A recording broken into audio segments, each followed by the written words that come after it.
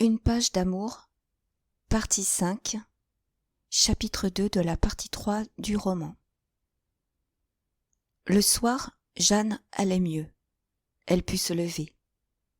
Pour rassurer sa mère, elle s'entêta et se traîna dans la salle à manger, où elle s'assit devant son assiette vide. « Ce ne sera rien, » disait-elle en tâchant de sourire. « Tu sais bien que je suis une patraque. Mange, toi. Je veux que tu manges. » Et elle-même, voyant que sa mère la regardait pâlir et grelotter, sans pouvoir avaler une bouchée, finit par feindre une pointe d'appétit. Elle prendrait un peu de confiture, elle le jurait.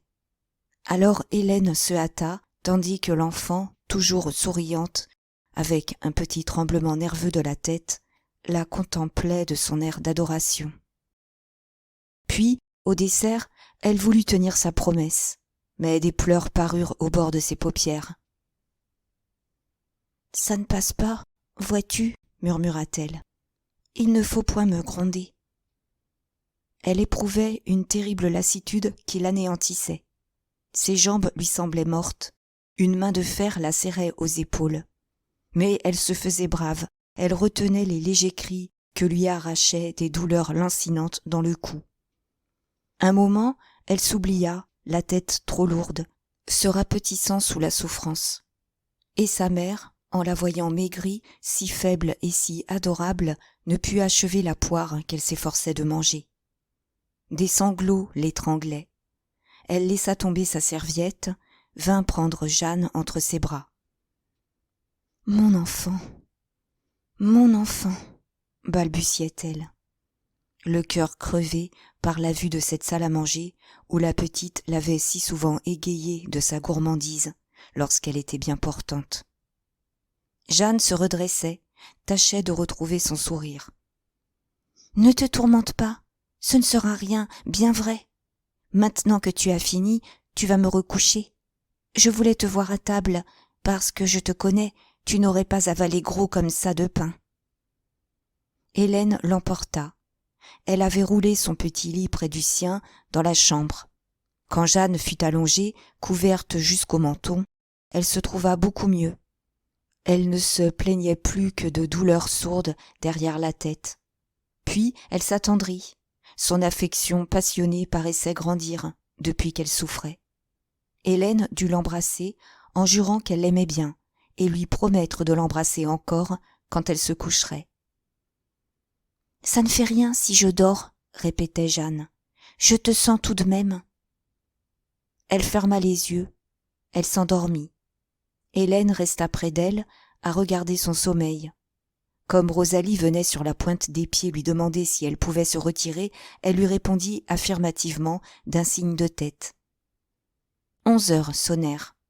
Hélène était toujours là, lorsqu'elle crut entendre frapper légèrement à la porte du palier. Elle prit la lampe et, très surprise, alla voir. « Qui est là ?»« Moi. »« Ouvrez » répondit une voix étouffée.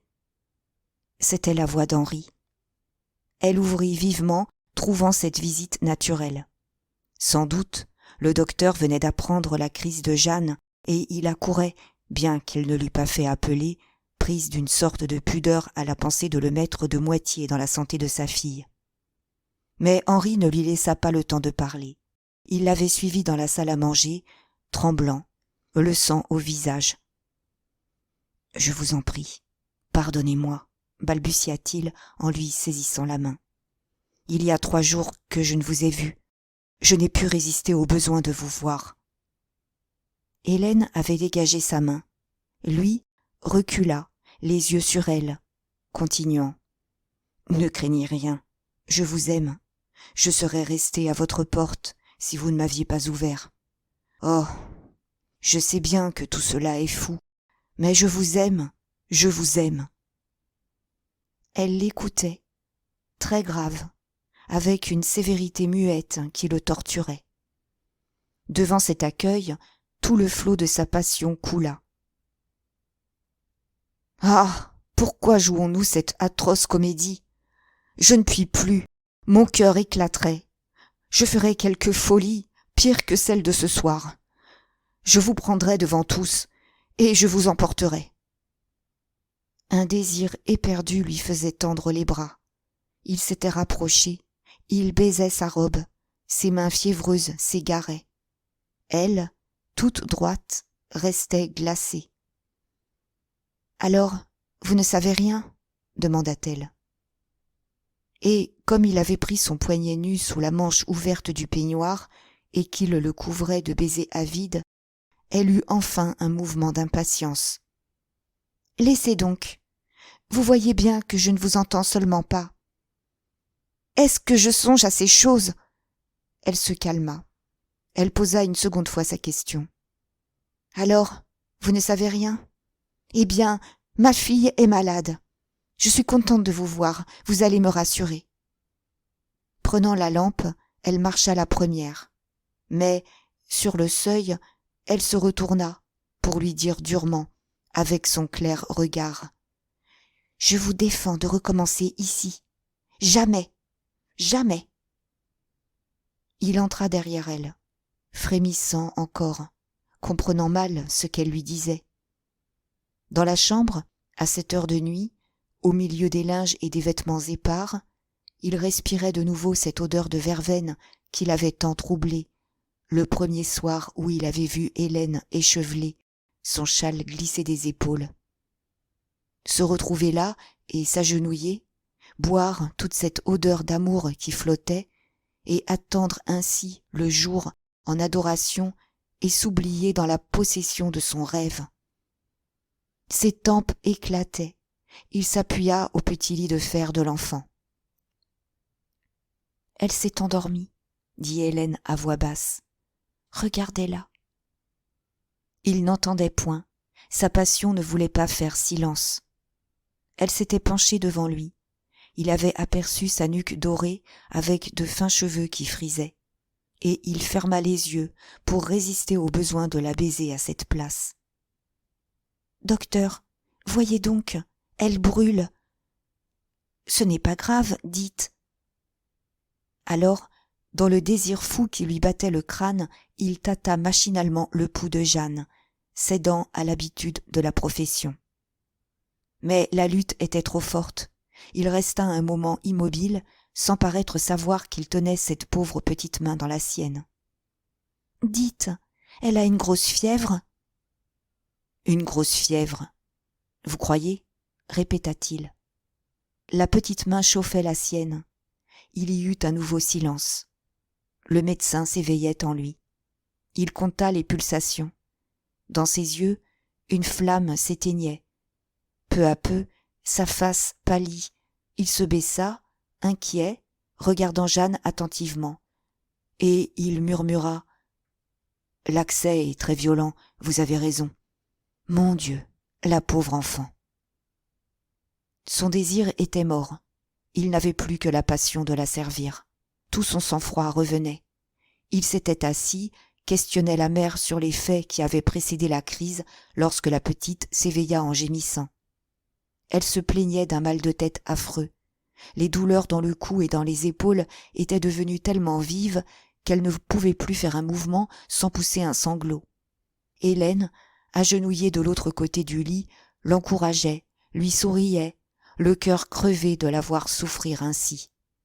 « Il y a donc quelqu'un, maman ?» demanda-t-elle en se tournant et en apercevant le docteur. « C'est un ami, tu le connais. » L'enfant l'examina un instant, pensive et comme hésitante. Puis une tendresse passa sur son visage. « Oui, oui, je le connais, je l'aime bien. » Et, de son air câlin, « Il faut me guérir, monsieur, n'est-ce pas, pour que maman soit contente. Je boirai tout ce que vous me donnerez, bien sûr. » Le docteur lui avait repris le pouls. Hélène tenait son autre main. Et, entre eux, elle les regardait l'un après l'autre, avec le léger tremblement nerveux de sa tête, d'un air attentif, comme si elle ne les avait jamais si bien vus. Puis un malaise l'agita. Ses petites mains se crispèrent et les retinrent. « Ne vous en allez pas, j'ai peur, défendez-moi, empêchez que tous ces gens ne s'approchent. Je ne veux que vous, je ne veux que vous deux, tout près. Oh, tout près, contre moi, ensemble.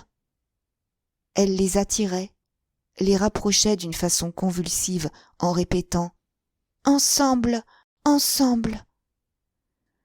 Le délire reparut ainsi à plusieurs reprises.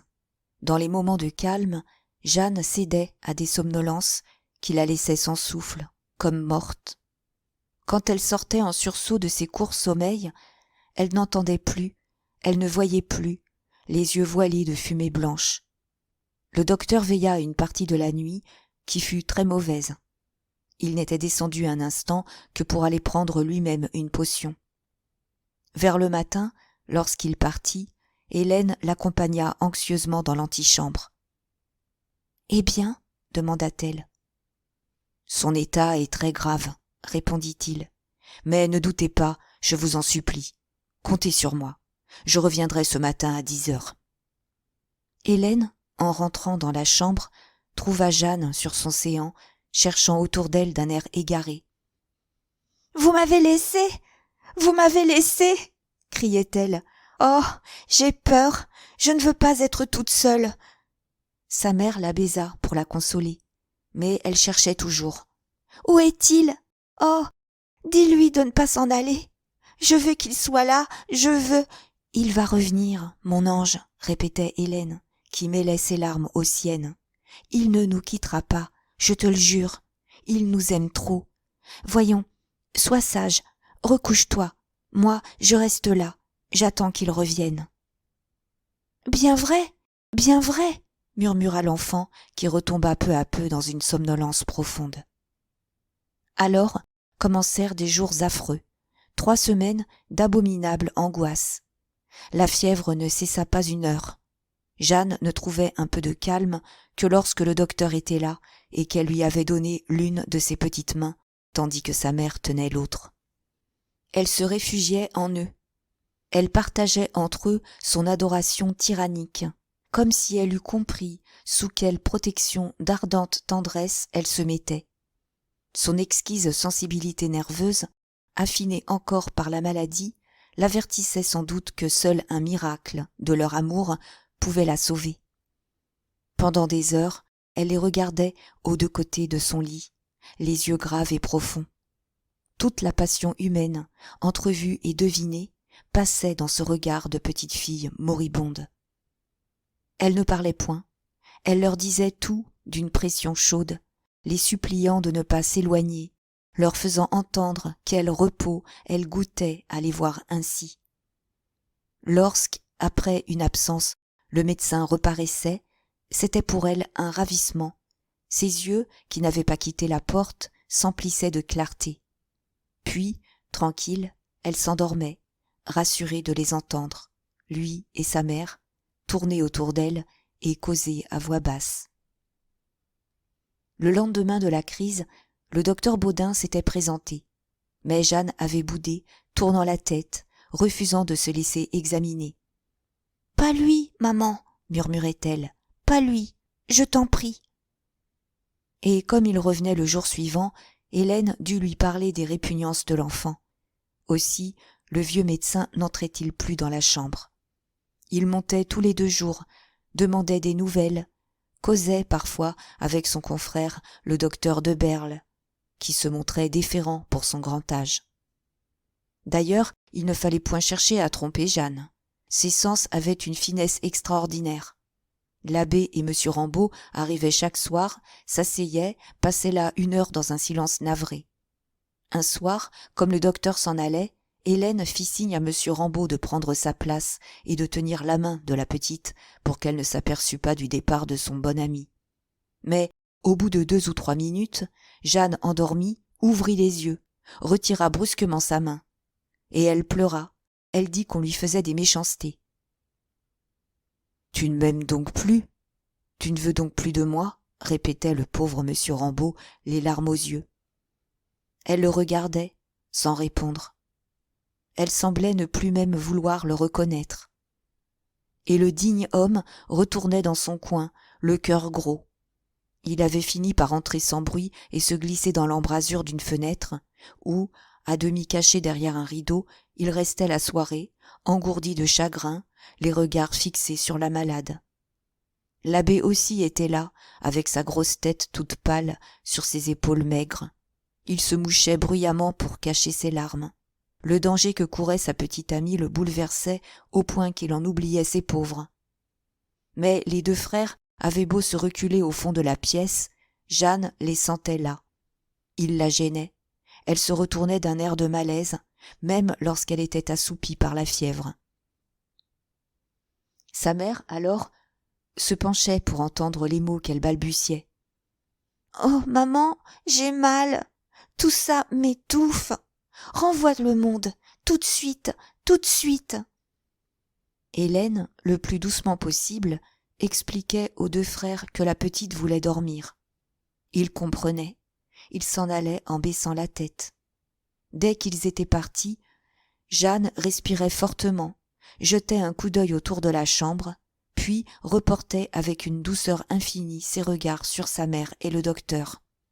« Bonsoir, » murmurait-elle. « Je suis bien. Restez là. » Pendant 3 semaines, elle les retint ainsi. Henri était d'abord venu 2 fois par jour. Puis il passa les soirées entières. Il donna à l'enfant toutes les heures dont il pouvait disposer. Au début, il avait craint une fièvre typhoïde, mais des symptômes tellement contradictoires se présentaient qu'il se trouva bientôt très perplexe. Il était sans doute en face d'une de ces affections chloro-anémiques si insaisissables et dont les complications sont terribles à l'âge où la femme se forme dans l'enfant. Successivement, il redouta une lésion du cœur et un commencement de phtisie. Ce qui l'inquiétait, c'était l'exaltation nerveuse de Jeanne qu'il ne savait comment calmer. C'était surtout cette fièvre intense, entêtée, qui refusait de céder à la médication la plus énergique. Il apportait à cette cure toute son énergie et toute sa science, avec l'unique pensée qu'il soignait son bonheur, sa vie elle-même. Un grand silence, plein d'une attente solennelle, se faisait en lui. Pas une fois, pendant ces 3 semaines d'anxiété, sa passion ne s'éveilla. Il ne frissonnait plus sous le souffle d'Hélène, et lorsque leurs regards se rencontraient, ils avaient la tristesse amicale de 2 êtres que menace un malheur commun. Pourtant, à chaque minute, leurs cœurs se fondaient davantage l'un dans l'autre. Ils ne vivaient plus que de la même pensée. Dès qu'il arrivait, il apprenait, en la regardant, de quelle façon Jeanne avait passé la nuit, et il n'avait pas besoin de parler pour qu'elle sût comment il trouvait la malade. D'ailleurs, avec son beau courage de mère, elle lui avait fait jurer de ne pas la tromper, de dire ses craintes. Toujours debout, n'ayant pas dormi 3 heures de suite en 20 nuits, elle montrait une force et une tranquillité surhumaines, sans une larme, domptant son désespoir pour garder sa tête dans cette lutte contre la maladie de son enfant. Il s'était produit un vide immense en elle et autour d'elle, où le monde environnant, ses sentiments de chaque heure, la conscience même de sa propre existence, avait sombré. Rien n'existait plus. Elle ne tenait à la vie que par cette chère créature agonisante et cet homme qui lui promettait un miracle. C'était lui, et lui seul, qu'elle voyait, qu'elle entendait, dont les moindres mots prenaient une importance suprême, auquel elle s'abandonnait sans réserve, avec le rêve d'être en lui pour lui donner de sa force. Sourdement, invinciblement, cette possession s'accomplissait. Lorsque Jeanne traversait une heure de danger, presque chaque soir, à ce moment où la fièvre redoublait, ils étaient là, silencieux et seuls, dans la chambre moite. Et, malgré eux, comme s'ils avaient voulu se sentir 2 contre la mort, leurs mains se rencontraient au bord du lit. Une longue étreinte les rapprochait, tremblant d'inquiétude et de pitié, jusqu'à ce qu'un faible soupir de l'enfant, une haleine apaisée et régulière, les eût avertis que la crise était passée. Alors, d'un hochement de tête, ils se rassuraient. Cette fois encore, leur amour avait vaincu. Et chaque fois, leur étreinte devenait plus rude. Ils s'unissaient plus étroitement. Un soir, Hélène devina qu'Henri lui cachait quelque chose. Depuis 10 minutes, il examinait Jeanne, sans une parole. La petite se plaignait d'une soif intolérable. Elle étranglait, sa gorge séchée laissait entendre un sifflement continu. Puis, une somnolence l'avait prise, le visage très rouge, si alourdi qu'elle ne pouvait plus même lever les paupières. Et elle restait inerte, on aurait cru qu'elle était morte, sans le sifflement de sa gorge. « Vous la trouvez bien mal, n'est-ce pas ?» demanda Hélène de sa voix brève. Il répondit que non, qu'il n'y avait pas de changement. Mais il était très pâle, il demeurait assis, écrasé par son impuissance. Alors, malgré la tension de tout son être, elle s'affaissa sur une chaise, de l'autre côté du lit. « Dites-moi tout. Vous avez juré de tout me dire. Elle est perdue ?» Et, comme il se taisait, elle reprit avec violence. « Vous voyez bien que je suis forte. Est-ce que je pleure ? Est-ce que je me désespère ? Parlez, je veux savoir la vérité. » Henri la regardait fixement. Il parla avec lenteur. « Eh bien, dit-il, si d'ici à 1 heure elle ne sort pas de cette somnolence, ce sera fini. » Hélène n'eut pas un sanglot. Elle était toute froide, avec une horreur qui soulevait sa chevelure. Ses yeux s'abaissèrent sur Jeanne, elle tomba à genoux et prit son enfant entre ses bras, d'un geste superbe de possession, comme pour la garder contre son épaule. Pendant une longue minute, elle pencha son visage tout près du sien, la buvant du regard, voulant lui donner de son souffle, de sa vie à elle. La respiration haletante de la petite malade devenait plus courte. « Il n'y a donc rien à faire ?» reprit-elle en levant la tête. « Pourquoi restez-vous là ? Faites quelque chose !» Il eut un geste découragé. « Faites quelque chose ! Est-ce que je sais ? N'importe quoi ! Il doit y avoir quelque chose à faire. Vous n'allez pas la laisser mourir. Ce n'est pas possible. »« Je ferai tout, » dit simplement le docteur. Il s'était levé. Alors commença une lutte suprême. Tout son sang-froid et toute sa décision de praticien revenaient. Jusque-là, il n'avait point osé employer les moyens violents, craignant d'affaiblir ce petit corps déjà si pauvre de vie. Mais il n'hésita plus. Il envoya Rosalie chercher 12 sangsues, et il ne cacha pas à la mère que c'était une tentative désespérée, qui pouvait sauver ou tuer son enfant. Quand les sangsues furent là, il lui vit un moment de défaillance. « Oh, mon Dieu !» murmurait-elle. « Mon Dieu, si vous la tuez !» Il dut lui arracher un consentement. « Eh bien, mettez-les, mais que le ciel vous inspire !» Elle n'avait pas lâché Jeanne. Elle refusa de se relever, voulant garder sa tête sur son épaule. Lui, le visage froid, ne parla plus, absorbé dans l'effort qu'il tentait. D'abord, les sangsues ne prirent pas. Les minutes s'écoulaient, le balancier de la pendule, dans la grande chambre noyée d'ombre, mettait seul son bruit impitoyable et entêté. Chaque seconde emportait un espoir. Sous le cercle de clarté jaune qui tombait de l'abat-jour, la nudité adorable et souffrante de Jeanne, au milieu des draps rejetés, avait une pâleur de cire. Hélène, les yeux secs, étranglée, regardait ses petits membres déjà morts. Et, pour voir une goutte du sang de sa fille, elle eût volontiers donné tout le sien. Enfin, une goutte parut. Les sangsues prenaient. Une à une, elles se fixèrent. L'existence de l'enfant se décidait. Ce furent des minutes terribles, d'une émotion poignante. Était-ce le dernier souffle, ce soupir que poussait Jeanne? Était-ce le retour de la vie? Un instant, Hélène, la sentant se raidir, crut qu'elle passait, et elle eut la furieuse envie d'arracher ces bêtes qui buvaient si goulûment. Mais une force supérieure la retenait. Elle restait béante et glacée. Le balancier continuait à battre. La chambre anxieuse semblait attendre. L'enfant s'agita. Ses paupières lentes se soulevèrent, puis elle les referma, comme étonnée et lasse. Une vibration légère, pareille à un souffle, passait sur son visage. Elle remua les lèvres. Hélène, avide, tendue, se penchait dans une attente farouche. « Maman, maman !» murmurait Jeanne. Henri alors vint au chevet près de la jeune femme en disant « Elle est sauvée. »« Elle est sauvée.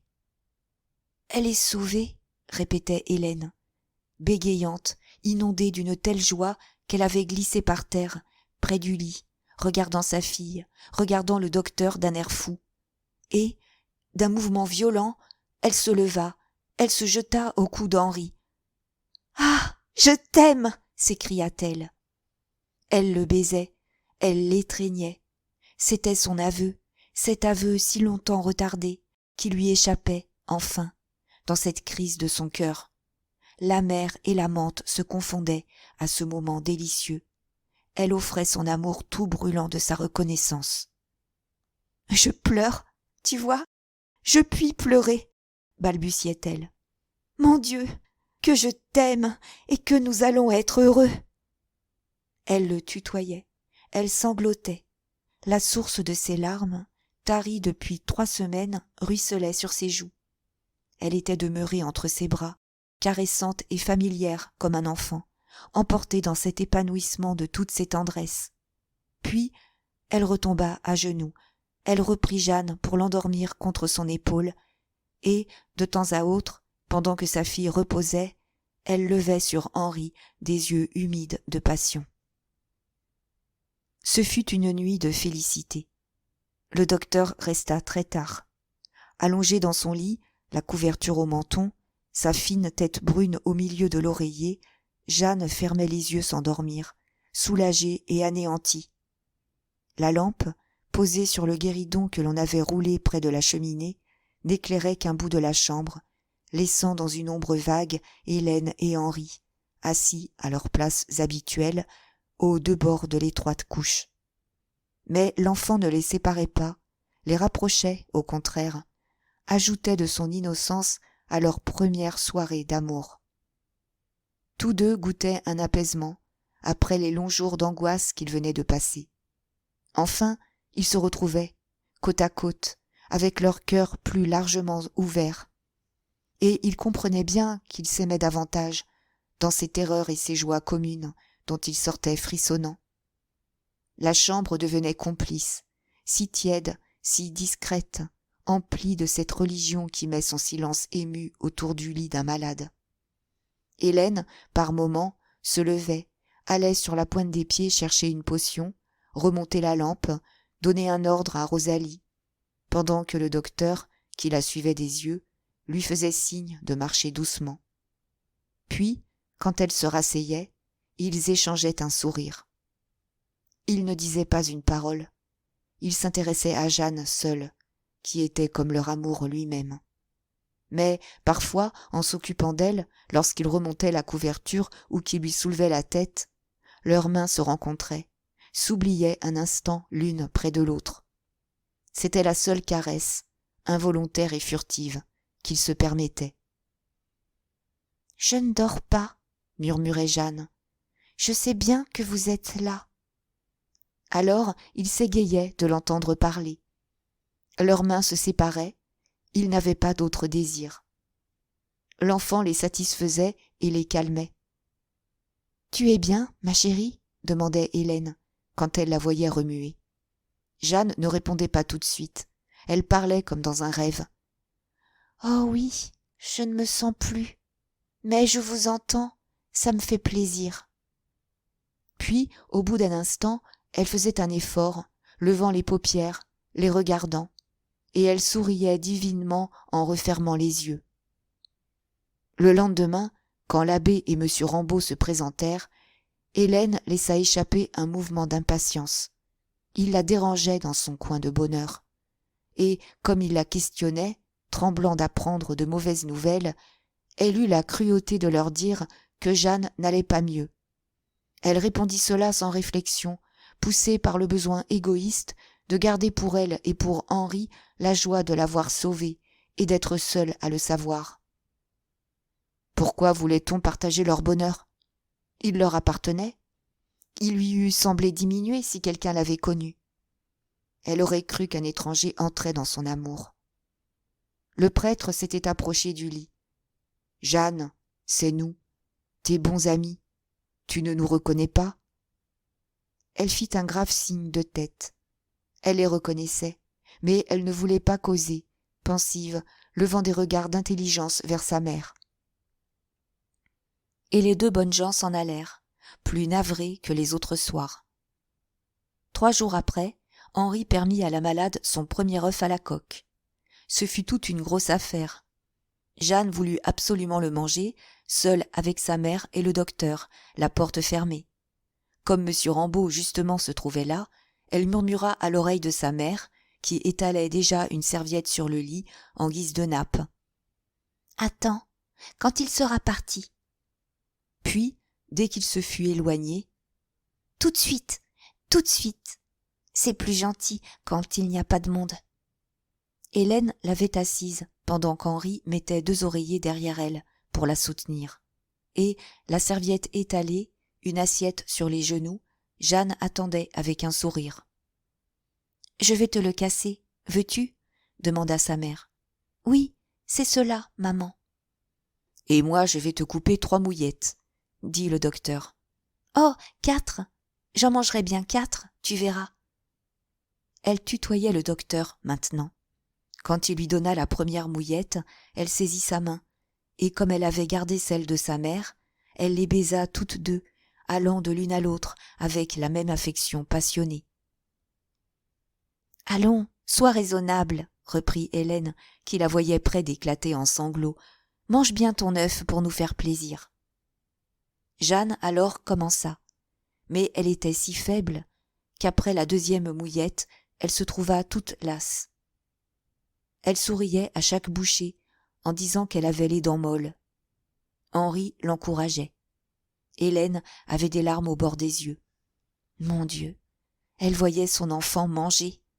Elle suivait le pain, ce premier œuf l'attendrissait jusqu'aux entrailles. La brusque pensée que Jeanne, morte, raidie sous un drap, vint la glacer, et elle mangeait si gentiment, avec ses gestes ralentis, ses hésitations de convalescente. « Tu ne gronderas pas, maman. Je fais ce que je peux. J'en suis à ma 3e mouillette. Es-tu contente ? » ?»« Oui, bien contente, ma chérie. Tu ne sais pas toute la joie que tu me donnes. » Et, dans le débordement de bonheur qui l'étouffait, elle s'oublia, s'appuya contre l'épaule d'Henri. Tous deux riaient à l'enfant. Mais celle-ci, lentement, parut prise d'un malaise. Elle levait sur eux des regards furtifs, puis elle baissait la tête, ne mangeant plus, tandis qu'une ombre de méfiance et de colère blêmissait son visage. Il fallut la recoucher. Chapitre 3 de la partie 3 du roman. La convalescence dura des mois. En août, Jeanne était encore au lit. Elle se levait 1 heure ou 2, vers le soir, et c'était une immense fatigue pour elle que d'aller jusqu'à la fenêtre, où elle restait allongée dans un fauteuil, en face de Paris incendié par le soleil couchant. Ses pauvres jambes refusaient de la porter. Comme elle le disait avec un pâle sourire, elle n'avait point assez de sang pour un petit oiseau. Il fallait attendre qu'elle mangeât beaucoup de soupe. On lui coupait de la viande crue dans du bouillon. Elle avait fini par aimer ça, parce qu'elle aurait bien voulu descendre jouer au jardin. Ces semaines, ces mois qui coulaient, passèrent, monotones et charmants, sans qu'Hélène comptât les jours. Elle ne sortait plus, elle oubliait le monde entier, auprès de Jeanne. Pas une nouvelle du dehors n'arrivait jusqu'à elle. C'était, devant Paris emplissant l'horizon de sa fumée et de son bruit, une retraite plus reculée et plus close que les saints ermitages perdus dans les rocs. Son enfant était sauvé, cette certitude lui suffisait. Elle employait les journées à guetter le retour de la santé, heureuse d'une nuance, d'un regard brillant, d'un geste gai. À chaque heure, elle retrouvait sa fille davantage, avec ses beaux yeux et ses cheveux qui redevenaient souples. Il lui semblait qu'elle lui donnait la vie une seconde fois. Plus la résurrection était lente, et plus elle en goûtait les délices, se souvenant des jours lointains où elle la nourrissait, éprouvant à la voir reprendre des forces une émotion plus vive encore qu'autrefois, lorsqu'elle mesurait ses 2 petits poings dans ses mains jointes pour savoir si elle marcherait bientôt. Cependant, une inquiétude lui restait. À plusieurs reprises, elle avait remarqué cette ombre qui blêmissait le visage de Jeanne, tout d'un coup méfiante et farouche. Pourquoi, au milieu d'une gaieté, changeait-elle ainsi brusquement? Souffrait-elle? Lui cachait-elle quelque réveil de la douleur? « Dis-moi, ma chérie, qu'as-tu? Tu riais tout à l'heure, et te voici le cœur gros. Réponds-moi, as-tu bobo quelque part ?» Mais Jeanne, violemment, tournait la tête, s'enfonçait la face dans l'oreiller. « Je n'ai rien, » disait-elle d'une voix brève. « Je t'en prie, laisse-moi. » Et elle gardait des rancunes d'une après-midi, les yeux fixés sur le mur, s'entêtant, tombant à de grandes tristesses que sa mère, désolée, ne pouvait comprendre. Le docteur ne savait que dire. Les accès se produisaient toujours lorsqu'il était là, et il les attribuait à l'état nerveux de la malade. Surtout, il recommandait qu'on évitât de la contrarier. Une après-midi, Jeanne dormait. Henri, qui l'avait trouvée très bien, s'était attardé dans la chambre, causant avec Hélène, occupée de nouveau à ses éternels travaux de couture devant la fenêtre. Depuis la terrible nuit où, dans un cri de passion, elle lui avait avoué son amour, tous deux vivaient sans une secousse, se laissant aller à cette douceur de savoir qu'ils s'aimaient, insoucieux du lendemain, oublieux du monde. Auprès du lit de Jeanne, dans cette pièce émue encore de l'agonie de l'enfant, une chasteté les protégeait contre toute surprise des sens. Cela les calmait d'entendre son haleine d'innocente. Pourtant, à mesure que la malade se montrait plus forte, leur amour, lui aussi, prenait des forces.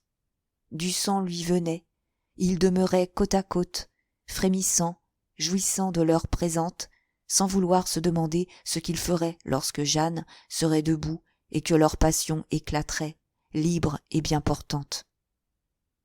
Pendant des heures, ils se berçaient de quelques paroles, dites de loin en loin, à voix basse, pour ne pas réveiller la petite.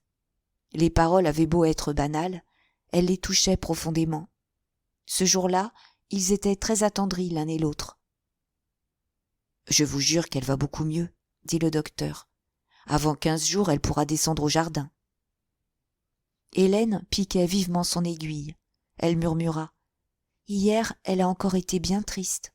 Mais ce matin, elle riait. Elle m'a promis d'être sage. » Il y eut un long silence. L'enfant dormait toujours, d'un sommeil qui les enveloppait l'un et l'autre d'une grande paix. Quand elle reposait ainsi, ils se sentaient soulagés, ils s'appartenaient davantage. « Vous n'avez plus vu le jardin ?» reprit Henri. « Il est plein de fleurs à présent. »« Les marguerites ont poussé, n'est-ce pas ?» demanda-t-elle. « Oui, la corbeille est superbe. Les clématites sont montées jusque dans les ormes.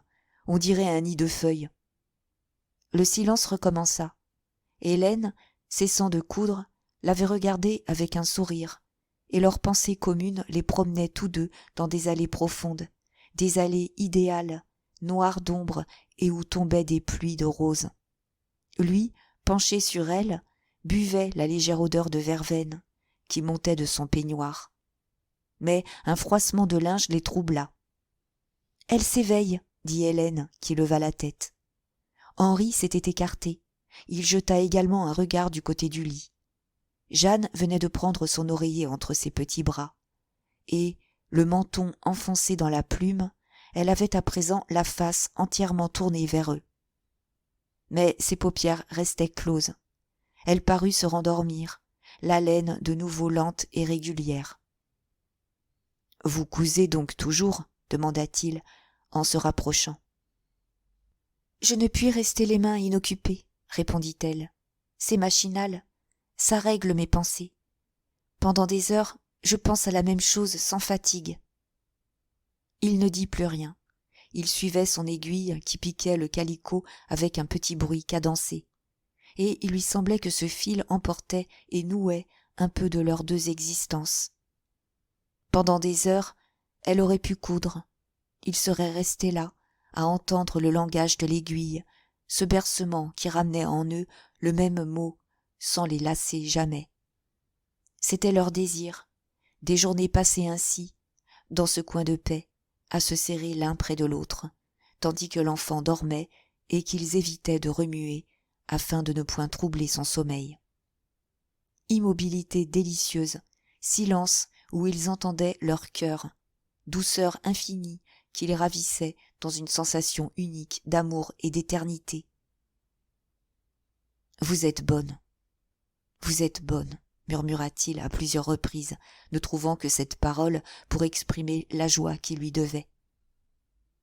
Elle avait de nouveau levé la tête, n'éprouvant aucune gêne à se sentir si ardemment aimée. Le visage d'Henri était près du sien. Un instant, ils se contemplèrent.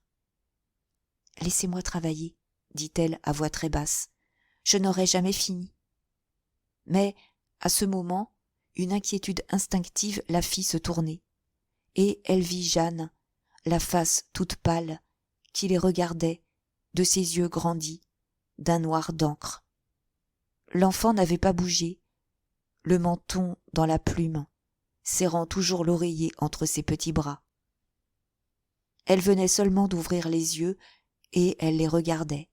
« Jeanne, qu'as-tu » demanda Hélène. « Es-tu malade ? Veux-tu quelque chose ?»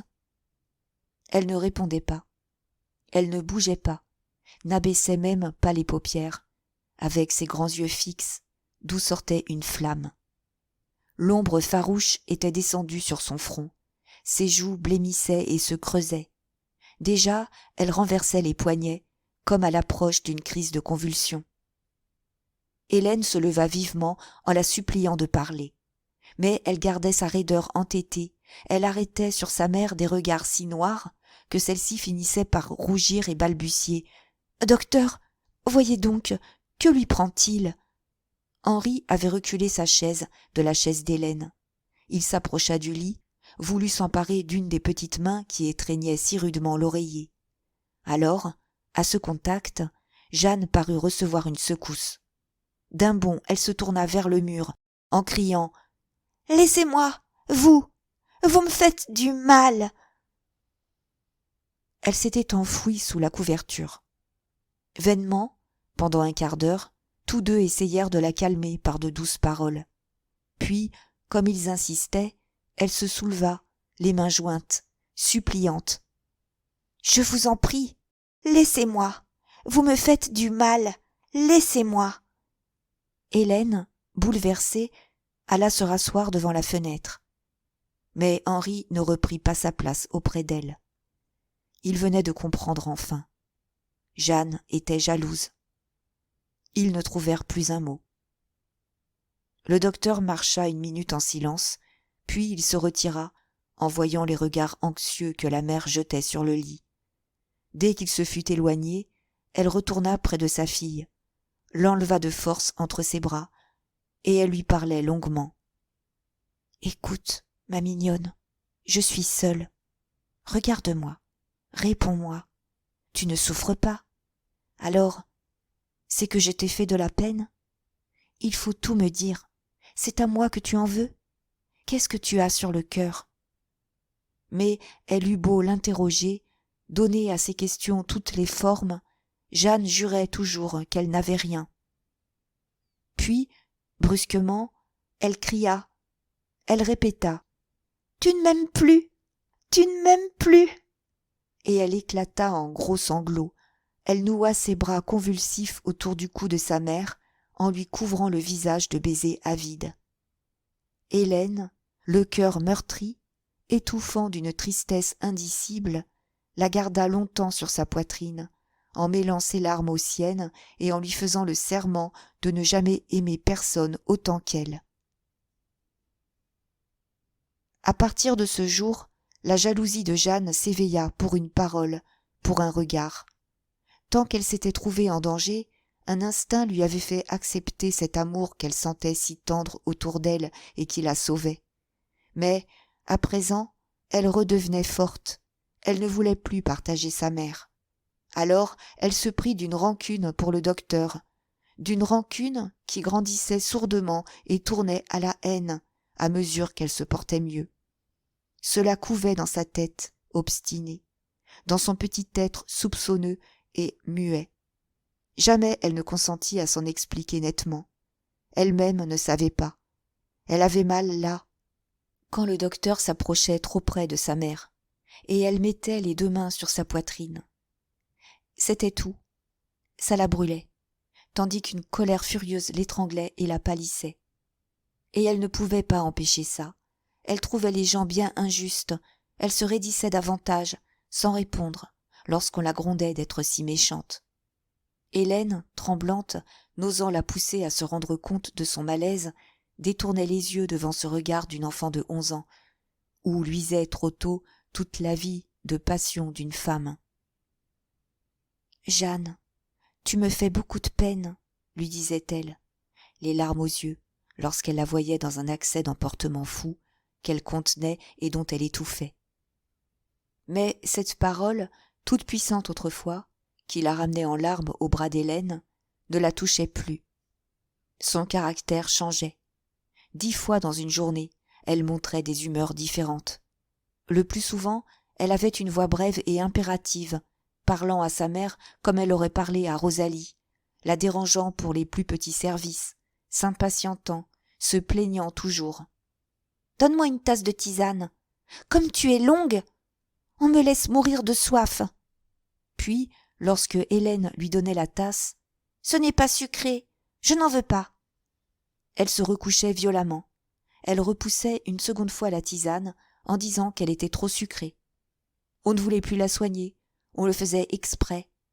Hélène, qui craignait de l'affoler davantage, ne répondait pas, la regardait, avec de grosses larmes sur les joues.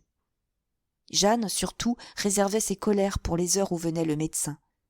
Dès qu'il entrait, elle s'aplatissait dans le lit, elle baissait sournoisement la tête, comme ces animaux sauvages qui ne tolèrent pas l'approche d'un étranger. Certains jours, elle refusait de parler, lui abandonnant son pouls, se laissant examiner, inerte, les yeux au plafond. D'autres jours, elle ne voulait même pas le voir, et elle se cachait les yeux de ses 2 mains, si rageusement qu'il aurait fallu lui tordre les bras pour les écarter. Un soir, elle eut cette parole cruelle, comme sa mère lui présentait une cuillerée de potion. « Non, ça m'empoisonne. » Hélène resta saisie, le cœur traversé d'une douleur aiguë, craignant d'aller au fond de cette parole. « Que dis-tu, mon enfant ?» demanda-t-elle. « Sais-tu bien ce que tu dis ? Les remèdes ne sont jamais bons. Il faut prendre celui-là. » Mais Jeanne garda son silence entêté, tournant la tête pour ne pas avaler la potion. À partir de ce jour, elle fut capricieuse, prenant ou ne prenant pas les remèdes selon son humeur du moment. Elle flairait les fioles, les examinait avec méfiance sur la table de nuit. Et quand elle en avait refusé une, elle la reconnaissait. Elle serait plutôt morte que d'en boire une goutte. Le digne monsieur Rambaud pouvait seul la décider, parfois. Elle l'accablait maintenant d'une tendresse exagérée, surtout lorsque le docteur était là, et elle coulait vers sa mère des regards luisants pour voir si elle souffrait de cette affection qu'elle témoignait à un autre. « Ah, c'est toi, bonne amie !» criait-elle dès qu'il paraissait. « Viens t'asseoir là, tout près. Tu as des oranges ?» Elle se soulevait. Elle fouillait en riant ses poches, où il y avait toujours des friandises. Puis elle l'embrassait, jouant toute une comédie de passion, satisfaite et vengée du tourment qu'elle croyait deviner sur la face pâle de sa mère. Monsieur Rambaud rayonnait d'avoir ainsi fait la paix avec sa petite chérie, mais dans l'antichambre, Hélène, en allant à sa rencontre, venait de l'avertir d'un mot rapide. Alors, tout d'un coup, il semblait apercevoir la potion sur la table. « Tiens, tu bois donc du sirop ?» Le visage de Jeanne s'assombrissait. Elle disait à demi-voix.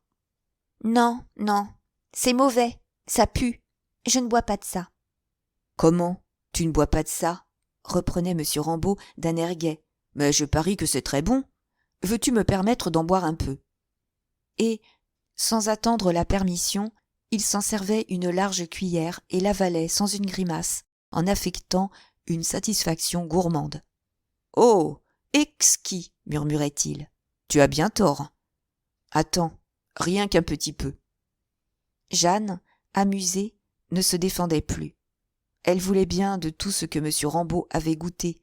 Elle suivait avec attention ses mouvements, semblait étudier sur son visage l'effet de la drogue. Et le brave homme, en un mois, se gorgea ainsi de pharmacie. Lorsqu'Hélène le remerciait, il haussait les épaules.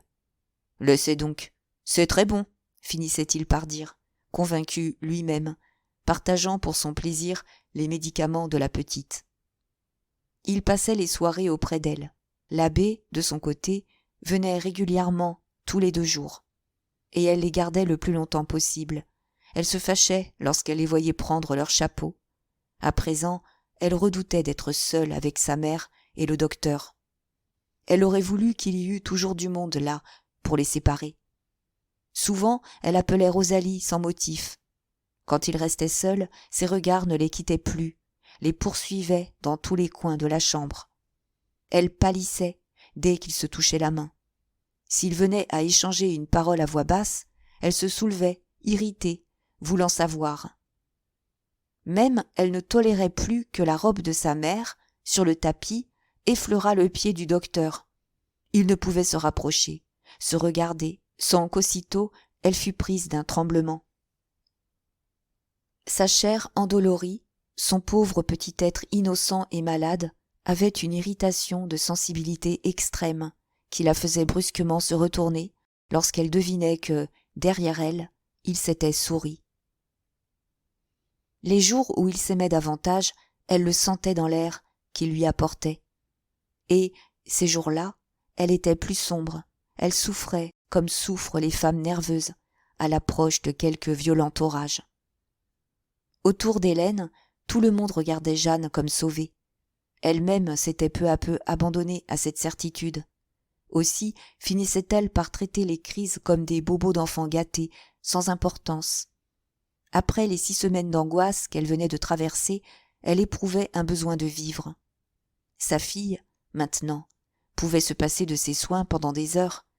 C'était une détente délicieuse, un repos et une volupté que de vivre ces heures, elle qui depuis si longtemps ne savait plus si elle existait. Elle fouillait ses tiroirs, retrouvait avec joie des objets oubliés, s'occupait de toutes sortes de menues besognes, pour reprendre le train heureux de sa vie journalière. Et, dans ce renouveau, son amour grandissait. Henri était comme la récompense qu'elle s'accordait d'avoir tant souffert. Au fond de cette chambre, il se trouvait hors du monde, ayant perdu le souvenir de tout obstacle. Rien ne les séparait plus que cet enfant, secoué de leur passion. Alors, justement, ce fut Jeanne qui fouetta leur désir. Toujours entre eux, avec ses regards qui les épiaient, elle les forçait à une contrainte continuelle, à une comédie d'indifférence dont ils sortaient plus frissonnants. Pendant des journées, ils ne pouvaient échanger un mot, en sentant qu'elle les écoutait, même lorsqu'elle paraissait prise de somnolence. Un soir, Hélène avait accompagné Henri dans l'antichambre, muette, vaincue. Elle allait tomber entre ses bras, lorsque Jeanne, derrière la porte refermée, s'était mise à crier « Maman! Maman !» d'une voix furieuse, comme si elle avait reçu le contre-coup du baiser ardent dont le médecin effleurait les cheveux de sa mère. Vivement, Hélène dut rentrer, car elle venait d'entendre l'enfant sauter du lit. Elle la trouva grelottante, exaspérée, accourant en chemise. Jeanne ne voulait plus qu'on la quittât. À partir de ce jour, il ne leur resta qu'une poignée de main, à l'arrivée et au départ. Madame de Berle était depuis 1 mois au bain de mer avec son petit Lucien. Le docteur, qui disposait de toutes ces heures, n'osait passer plus de 10 minutes auprès d'Hélène. Ils avaient cessé leur longue causerie, si douce, devant la fenêtre. Quand ils se regardaient, une flamme grandissante s'allumait dans leurs yeux. Ce qui surtout acheva de les torturer, ce furent les changements d'humeur de Jeanne. Elle fondit en larmes un matin, comme le docteur se penchait au-dessus d'elle. Durant toute une journée, sa haine se tourna en une tendresse fébrile. Elle voulut qu'il restât près de son lit. Elle appela sa mère 20 fois, comme pour les voir côte à côte, émue et souriant. Celle-ci, bien heureuse, rêvait déjà une longue suite de jours semblables. Mais dès le lendemain, lorsque Henri arriva, l'enfant le reçut si durement que la mère, d'un regard, le supplia de se retirer. Toute la nuit, Jeanne s'était agitée avec le regret furieux d'avoir été bonne. Et, à chaque instant, de pareilles scènes se reproduisirent. Après les heures exquises que l'enfant leur accordait, dans ces moments de caresses passionnées, les mauvaises heures arrivaient comme des coups de fouet, qui leur donnaient le besoin d'être l'un à l'autre. Alors, un sentiment de révolte anima peu à peu Hélène. Certes, elle serait morte pour sa fille. Mais pourquoi la méchante enfant la torturait-il à ce point, maintenant qu'elle était hors de danger? Lorsqu'elle s'abandonnait à une de ces rêveries qui la berçaient, quelques rêves vagues où elle se voyait marcher avec Henri dans un pays inconnu et charmant, tout d'un coup, l'image raidie de Jeanne se levait, et c'était de continuels déchirements dans ses entrailles et dans son cœur. Elle souffrait trop de cette lutte entre sa maternité et son amour. Une nuit, le docteur vint, malgré la défense formelle d'Hélène. Depuis 8 jours, il n'avait pu échanger une parole. Elle refusait de le recevoir. Mais lui, doucement, la poussa dans la chambre, comme pour la rassurer. Là, tous deux croyaient être sûrs d'eux-mêmes. Jeanne dormait profondément. Ils s'assirent à leur place accoutumée, près de la fenêtre, loin de la lampe. Et une ombre calme les enveloppait. Pendant 2 heures, ils causèrent, rapprochant leurs visages pour parler plus bas, si bas qu'ils mettaient à peine un souffle dans la grande chambre ensommeillée. Parfois, ils tournaient la tête, jetant un coup d'œil sur le fin profil de Jeanne, dont les petites mains jointes reposaient au milieu du drap. Mais ils finirent par l'oublier. Leurs balbutiements montaient. Hélène, tout d'un coup, s'éveilla, dégagea ses mains qui brûlaient sous les baisers d'Henri. Et elle eut l'horreur froide de l'abomination qu'ils avaient failli commettre là. « Maman, maman !» bégayait Jeanne, brusquement agitée, comme tourmentée de quelque cauchemar. Elle se débattait dans son lit, les yeux lourds de sommeil, en cherchant à se mettre sur son séant. « Cachez-vous, je vous en supplie, cachez-vous !» répétait Hélène avec angoisse. « Vous la tuez, si vous restez là. » Henri disparut vivement dans l'embrasure de la fenêtre, derrière un des rideaux de velours bleu. Mais l'enfant continuait à se plaindre. « Maman, maman, oh, que je souffre !»« Je suis là, près de toi, ma chérie. Où souffres-tu ?»« Je ne sais pas. C'est par là, vois-tu, ça me brûle. » Elle avait ouvert les yeux, la face contractée, et elle appuyait ses 2 petites mains sur sa poitrine. « Ça m'a pris tout d'un coup. Je dormais, n'est-ce pas ? J'ai senti comme un grand feu. Mais c'est passé. Tu ne sens plus rien. »« Si, si, toujours. » Et, d'un regard inquiet, elle faisait le tour de la chambre. Maintenant, elle était complètement réveillée. L'ombre farouche descendait et blêmissait ses joues. « Tu es seule, maman ?» demanda-t-elle. « Mais oui, ma chérie. » Elle secoua la tête, regardant, flairant l'air, avec une agitation qui grandissait. « Non, non, je le sais bien. Il y a quelqu'un. J'ai peur, maman, j'ai peur. Oh, tu me trompes, tu n'es pas seule. » Une crise nerveuse se déclarait. Elle se renversa dans le lit en sanglotant, en se cachant sous la couverture, comme pour échapper à quelque danger. Hélène, affolée, fit immédiatement sortir Henri. Il voulait rester pour soigner l'enfant, mais elle le poussa dehors. Elle revint, elle reprit Jeanne entre ses bras, pendant que celle-ci répétait cette plainte qui résumait chaque fois ses grosses douleurs. « Tu ne m'aimes plus, tu ne m'aimes plus !»« Tais-toi, mon ange, ne dis pas cela !» cria la mère. « Je t'aime plus que tout au monde, tu verras bien si je t'aime !»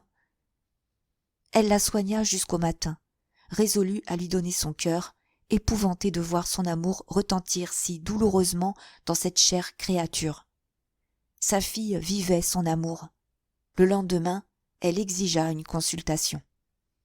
Le docteur Baudin vint comme par hasard et examina la malade, qu'il ausculta en plaisantant. Puis il eut un long entretien avec le docteur de Berle, resté dans la pièce voisine. Tous deux tombèrent d'accord que l'état présent n'offrait aucune gravité, mais ils craignaient des complications. Ils interrogèrent longuement Hélène, en se sentant devant une de ces névroses qui ont une histoire dans les familles et qui déconcertent la science. Alors, elle leur dit ce qu'ils savaient déjà en partie.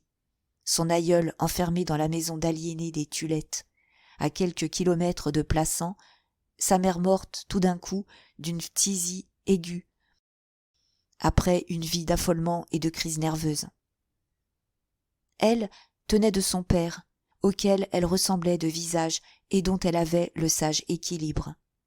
Jeanne, au contraire, était tout le portrait de l'aïeul, mais elle restait plus frêle, elle n'en aurait jamais la haute taille ni la forte charpente osseuse. Les deux médecins répétèrent une fois encore qu'il fallait de grands ménagements. On ne pouvait trop prendre de précautions avec ces affections chloro-anémiques qui favorisent le développement de tant de maladies cruelles. Henri avait écouté le vieux docteur Baudin avec une déférence qu'il n'avait jamais eue pour un confrère. Il le consultait sur Jeanne, de l'air d'un élève qui doute de lui. La vérité était qu'il finissait par trembler devant cet enfant. Elle échappait à sa science. Il craignait de la tuer et de perdre la mère. Une semaine se passa. Hélène ne le recevait plus dans la chambre de la malade. Alors, de lui-même, frappé au cœur, malade, il cessa ses visites. Vers la fin du mois d'août, Jeanne put enfin se lever et marcher dans l'appartement. Elle riait, soulagée. En 15 jours, elle n'avait pas eu une crise. Sa mère, tout à elle, toujours auprès d'elle, avait suffi pour la guérir. Dans les premiers temps, l'enfant restait méfiante, goûtait ses baisers, s'inquiétait de ses mouvements, exigeait sa main avant de s'endormir, et voulait la garder pendant son sommeil.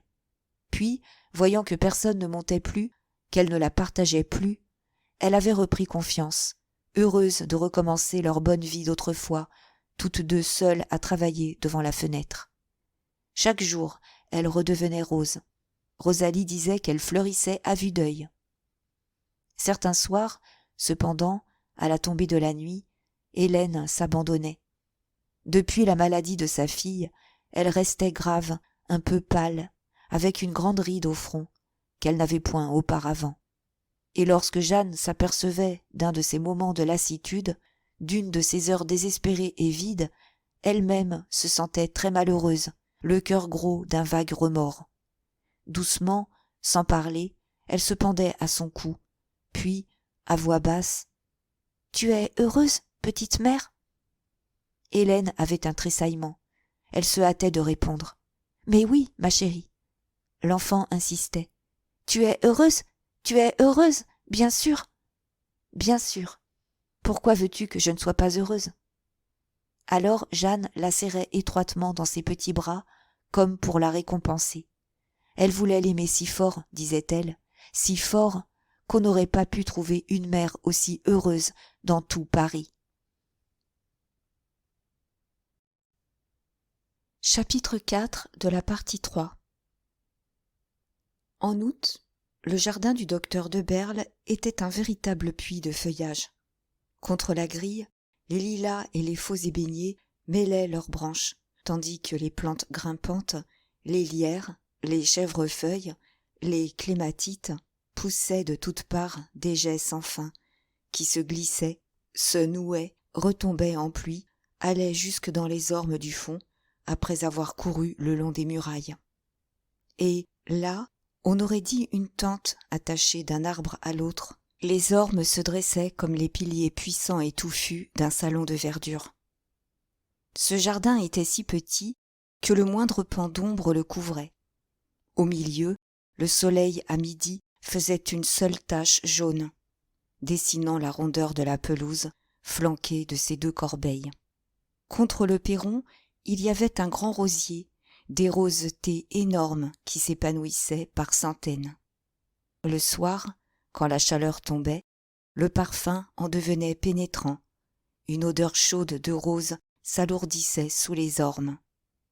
et rien n'était plus charmant que ce coin perdu, si embaumé, où les voisins ne pouvaient voir et qui apportait un rêve de forêt vierge pendant que des orgues de barbarie jouaient des polkas dans la rue vineuse.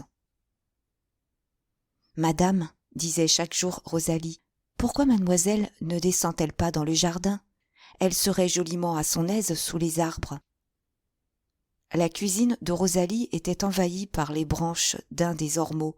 Elle arrachait des feuilles avec la main.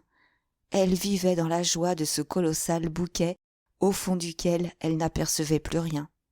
Mais Hélène répondait « Elle n'est pas encore assez forte. La fraîcheur de l'ombre lui ferait du mal. » Cependant, Rosalie s'entêtait. Quand elle croyait avoir une bonne idée, elle ne la lâchait point aisément. Madame avait tort de croire que l'ombre faisait du mal. C'était plutôt que Madame craignait de déranger le monde. Mais elle se trompait. Mademoiselle ne dérangerait pour sûr personne, car il n'y avait jamais âme qui vive. Le monsieur n'y paraissait plus. La dame devait rester au bain de mer jusqu'au milieu de septembre. Cela était si vrai que la concierge avait demandé à Zéphirin de donner un coup de râteau et que, depuis 2 dimanches, Zéphirin et elle y passaient l'après-midi. Oh, c'était joli à ne pas croire. Hélène refusait toujours.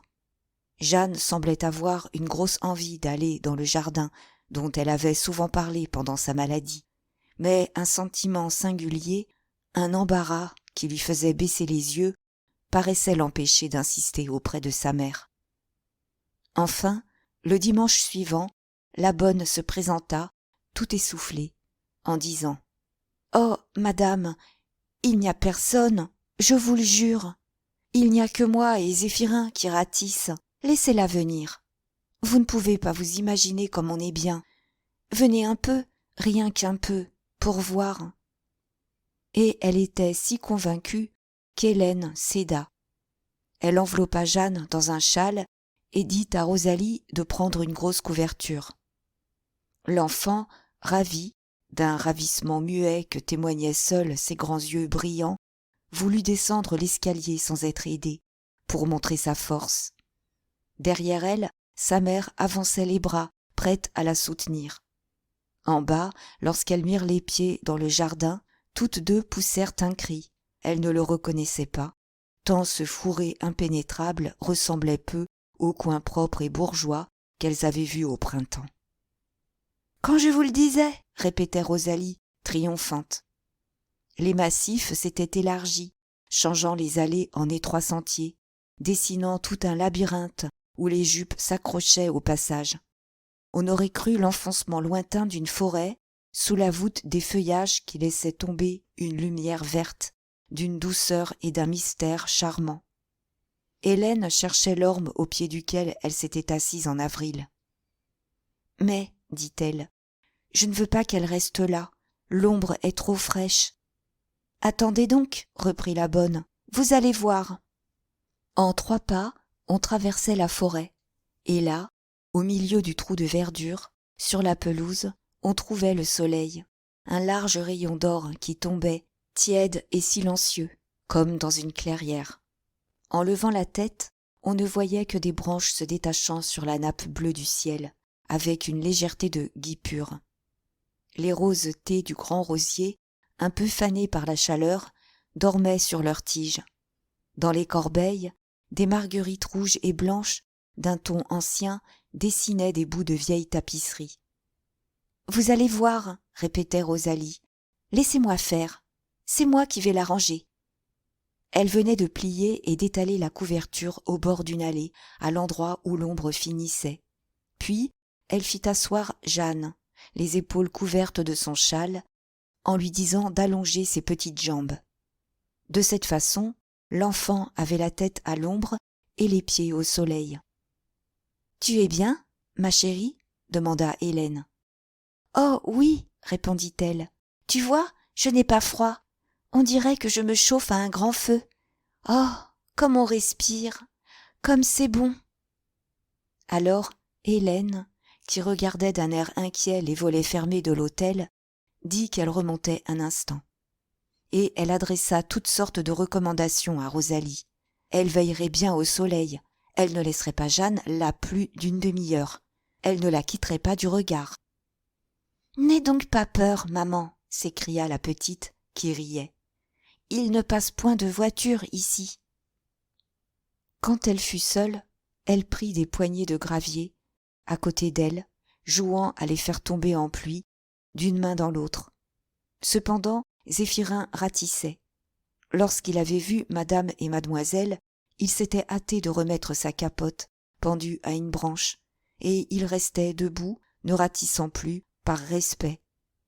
Durant toute la maladie de Jeanne, il était venu à son habitude chaque dimanche, mais il se glissait dans la cuisine avec tant de précaution qu'Hélène n'aurait jamais soupçonné sa présence, si Rosalie, chaque fois, n'avait demandé des nouvelles de sa part, en ajoutant qu'il partageait le chagrin de la maison.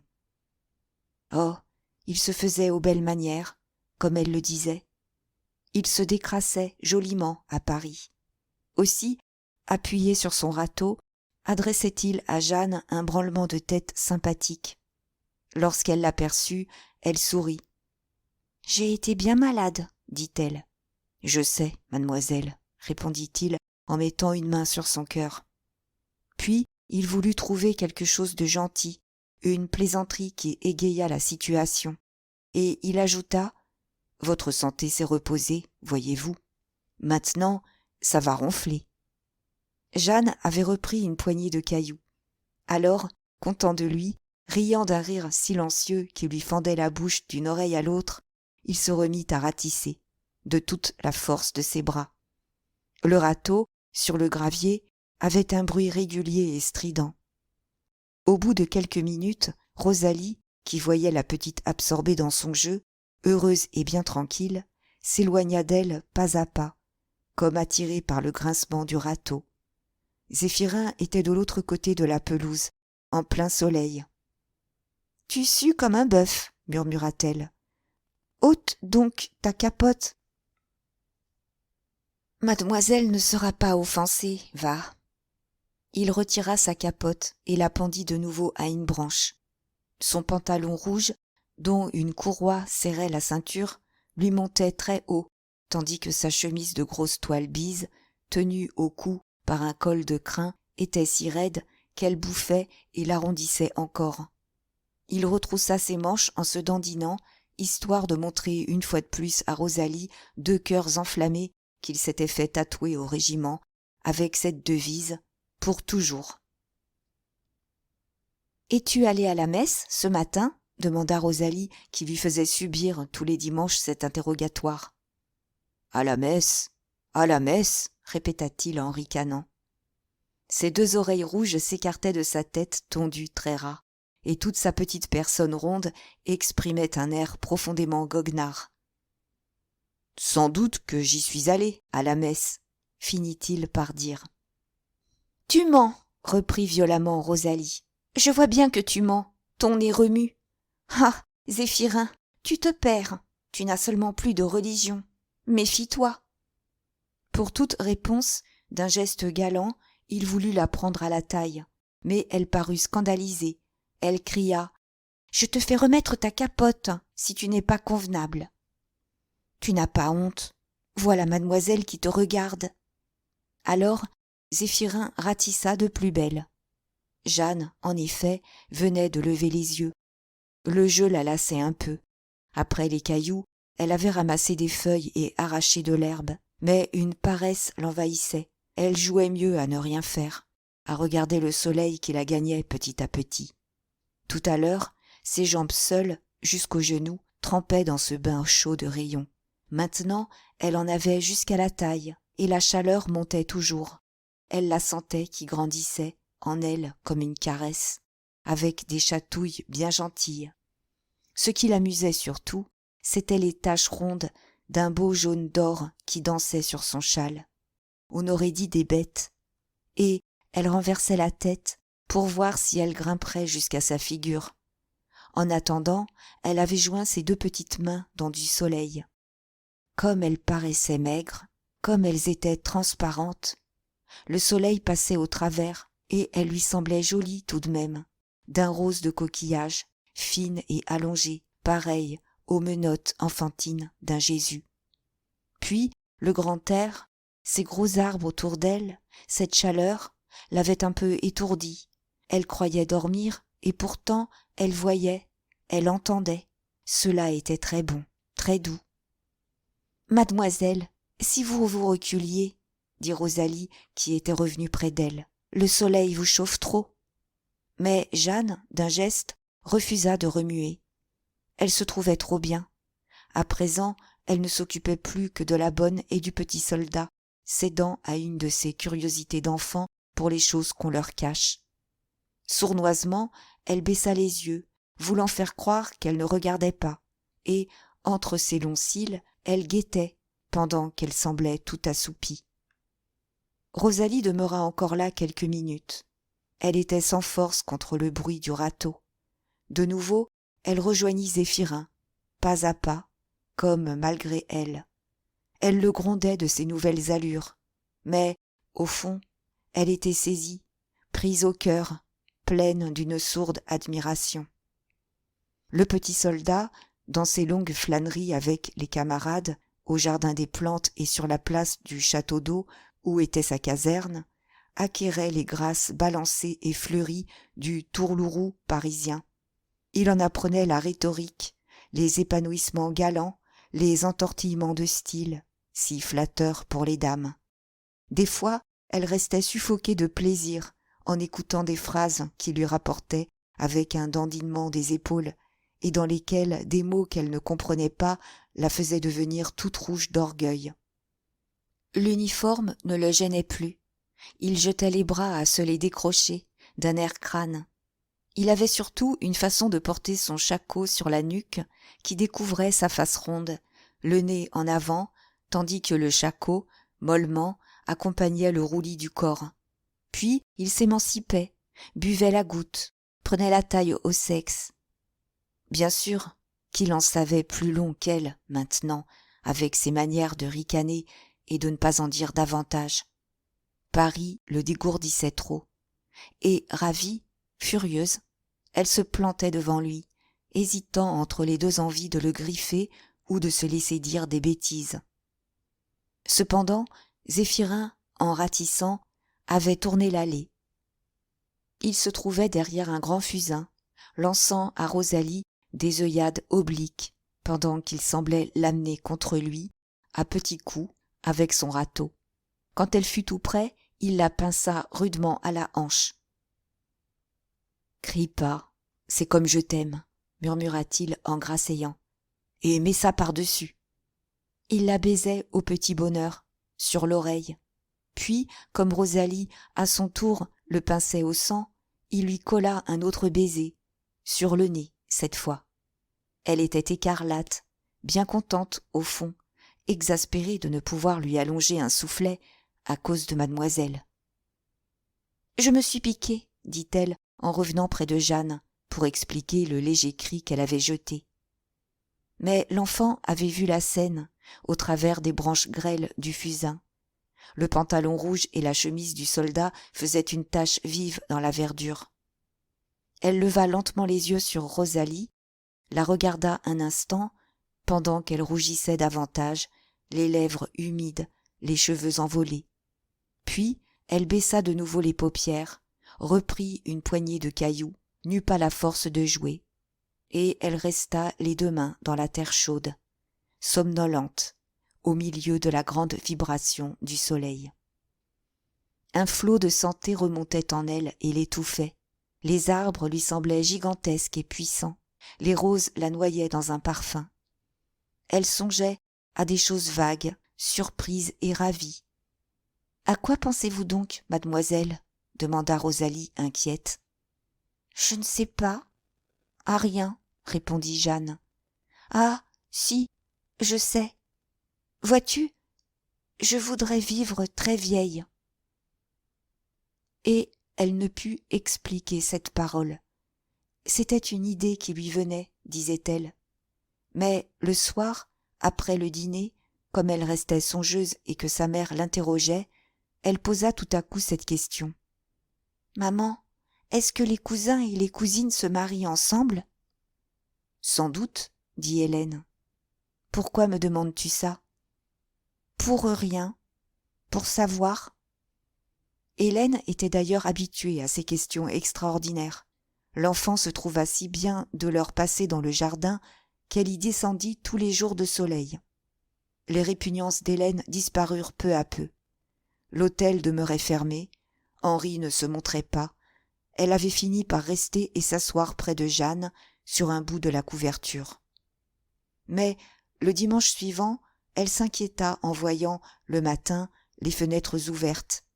« Pardi, on fait prendre l'air aux appartements, » disait Rosalie pour l'engager à descendre. « Quand je vous jure qu'il n'y a personne. » Ce jour-là, le temps était plus chaud encore. Une grêle de flèches d'or criblait les feuillages. Jeanne, qui commençait à devenir forte, marcha pendant près de 10 minutes, appuyée au bras de sa mère. Puis, fatiguée, elle revint sur sa couverture, en faisant à Hélène une petite place. Toutes deux se souriaient, amusées de se voir ainsi par terre. Zéphirin, qui avait fini de ratisser, aidait Rosalie à cueillir du persil, dont des touffes perdues poussaient le long de la muraille du fond. Tout à coup, il y eut un grand bruit dans l'hôtel, et, comme Hélène songeait à se sauver, madame de Berle parut sur le perron. Elle arrivait, en robe de voyage, parlant haut, très affairée. Mais quand elle aperçut madame Grandjean et sa fille par terre, devant la pelouse, elle se précipita, les combla de caresses, les étourdit de paroles. « Comment, c'est vous ? Ah, que je suis heureuse de vous voir. Embrasse-moi, ma petite Jeanne. Tu as été bien malade, n'est-ce pas, mon pauvre chat ? Mais ça va mieux, te voilà toute rose. Que de fois j'ai pensé à vous, ma chère. Je vous ai écrit. Vous avez reçu mes lettres ? Vous avez dû passer des heures bien terribles. Enfin, c'est fini. Voulez-vous me permettre de vous embrasser ? » Hélène s'était mise debout. Elle dut se laisser poser 2 baisers sur les joues et les rendre. Ses caresses la glaçaient. Elle balbutiait. « Vous nous excuserez d'avoir envahi votre jardin. »« Vous voulez rire ?» reprit impétueusement Juliette. « N'êtes-vous pas ici chez vous ?» Elle les quitta un instant, remonta le perron pour crier à travers les pièces toutes ouvertes. « Pierre, n'oubliez rien, il y a 17 colis !» Mais elle revint tout de suite et parla de son voyage. « Oh, une saison adorable. Nous étions à Trouville, vous savez, un monde sur la plage, à s'écraser, et tout ce qu'il y a de mieux. J'ai eu des visites, oh, des visites. Papa est venu passer 15 jours avec Pauline. N'importe, on est content de rentrer chez soi. Ah, je ne vous ai pas dit, mais non, je vous conterai ça plus tard. » Elle se baissa, embrassa Jeanne de nouveau, puis devint sérieuse, posa cette question. « Est-ce que j'ai bruni ?»« Non, je ne m'aperçois pas, » répondit Hélène, qui la regardait. Juliette avait ses yeux clairs et vides, ses mains potelées, son joli visage aimable. Elle ne vieillissait pas. L'air de la mer lui-même n'avait pu entamer la sérénité de son indifférence. Elle semblait revenir d'une course dans Paris, d'une tournée chez ses fournisseurs, avec le reflet des étalages sur toute sa personne. Pourtant, elle débordait d'affection, et Hélène demeurait d'autant plus gênée qu'elle se sentait raide et mauvaise. Au milieu de la couverture, Jeanne ne bougeait pas. Elle levait seulement sa fine tête souffrante, les mains serrées frileusement au soleil. « Attendez, vous n'avez pas vu Lucien ?» s'écria Juliette. « Il faut le voir, il est énorme !» Et lorsqu'on lui eut amené le petit garçon, que la femme de chambre débarbouillait de la poussière du voyage, elle le poussa, elle le retourna pour le montrer. Lucien, gros, joufflu, tout hâlé d'avoir joué sur la plage, au vent du large, crevait de santé, un peu empâté même, et l'air bourru parce qu'on venait de le laver. Il était mal essuyé, une joue humide encore, rose du frottement de la serviette. Quand il aperçut Jeanne, il s'arrêta, surpris. Elle le regardait, avec son pauvre visage maigri d'une pâleur de linge, dans le ruissellement noir de ses cheveux, dont les boucles tombaient jusqu'aux épaules. Ses beaux yeux élargis et tristes lui tenait toute la face, et, malgré la forte chaleur, elle avait un petit tremblement, tandis que ses mains frileuses se tendaient toujours comme devant un grand feu. « Eh bien, tu ne vas pas l'embrasser ?» dit Juliette. Mais Lucien semblait avoir peur. Il finit par se décider, avec précaution, en allongeant les lèvres, pour approcher de la malade le moins possible. Puis il se recula vite. Hélène avait de grosses larmes au bord des yeux. Comme cet enfant se portait, et sa Jeanne qui était si essoufflée pour avoir fait le tour de la pelouse. Il y avait des mères bien heureuses. Juliette, tout d'un coup, comprit sa cruauté. Alors elle se fâcha contre Lucien. « Tiens, tu es une bête. Est-ce qu'on embrasse les demoiselles comme ça ? Vous n'avez pas idée, ma chère, il est devenu impossible à Trouville. » Elle s'embrouillait. Heureusement pour elle, le docteur parut. Elle s'en tira par une exclamation. « Ah, voilà Henri !» Il ne les attendait que le soir, mais elle avait pris un autre train, et elle expliquait longuement pourquoi, sans parvenir à être claire. Le docteur écoutait en souriant. « Enfin, vous êtes ici, dit-il, c'est tout ce qu'il faut. » Il venait d'adresser à Hélène un salut muet. Son regard, un instant, tomba sur Jeanne, puis, embarrassé, il détourna la tête. La petite avait soutenu ce regard gravement, et, dénouant ses mains, d'un geste instinctif, elle saisit la robe de sa mère. Elle l'attira près d'elle. « Ah, le gaillard !» répétait le docteur, qui avait soulevé Lucien et qui le baisait sur les joues. « Il pousse comme un charme. »« Eh bien, et moi, on m'oublie ?» demanda Juliette. Elle avançait la tête. Alors, il ne lâcha pas Lucien. Il le garda sur un bras, tout en se penchant pour baiser également sa femme. Tous trois se souriaient. Hélène, très pâle, parla de remonter, mais Jeanne refusa. Elle voulait voir. Ses lents regards s'arrêtaient sur les deux berles, puis revenaient vers sa mère. Lorsque Juliette avait tendu les lèvres au baiser de son mari, une flamme s'était allumée dans les yeux de l'enfant. « Il est trop lourd, » continuait le docteur en remettant Lucien par terre. « Alors, la saison a été bonne ? J'ai vu hier Malignon, il m'a conté son séjour là-bas. Tu l'as donc laissé partir avant vous ? » « Oh, il est insupportable, » murmura Juliette, qui devint sérieuse, avec un air de figure embarrassée. « Il nous a fait enrager tout le temps. » « Ton père espérait pour Pauline. Notre homme ne s'est pas prononcé. »« Qui ? Lui ? Malignon ?» cria-t-elle, surprise et comme offensée. Puis elle eut un geste d'ennui. « Ah, laisse donc, un toqué ! Que je suis heureuse d'être chez moi !» Et elle eut, sans transition apparente, une de ces effusions qui surprenaient, avec sa nature d'oiseau charmant. Elle se serra contre son mari, levant la tête. Lui, indulgent et tendre, la tint un instant entre ses bras. Il semblait avoir oublié qu'il n'était pas seul. Jeanne ne les quittait pas des yeux. Une colère faisait trembler ses lèvres décolorées. Elle avait sa figure de femme jalouse et méchante. La douleur dont elle souffrait était si vive qu'elle dut détourner les yeux. Et ce fut à ce moment qu'elle aperçut, au fond du jardin, Rosalie et Zéphirin qui continuaient à chercher du persil. Pour ne pas déranger le monde sans doute, ils s'étaient coulés au plus épais des massifs, accroupis l'un et l'autre. Zéphirin, sournoisement, avait pris un pied de Rosalie, pendant que celle-ci, sans parler, lui allongeait des tapes. Jeanne, entre deux branches, voyait la face du petit soldat, une lune bon enfant, très rouge, crevant d'un rire amoureux. Il y eut une poussée, le petit soldat et la bonne roulèrent derrière les verdures. Le soleil tombait d'aplomb, les arbres dormaient dans l'air chaud, sans qu'une feuille remuât. Il venait de dessous les ormes une odeur, l'odeur grasse de la terre que la bêche ne retournait jamais. Lentement, les dernières rosées laissaient leurs pétales pleuvoir un à un sur le perron.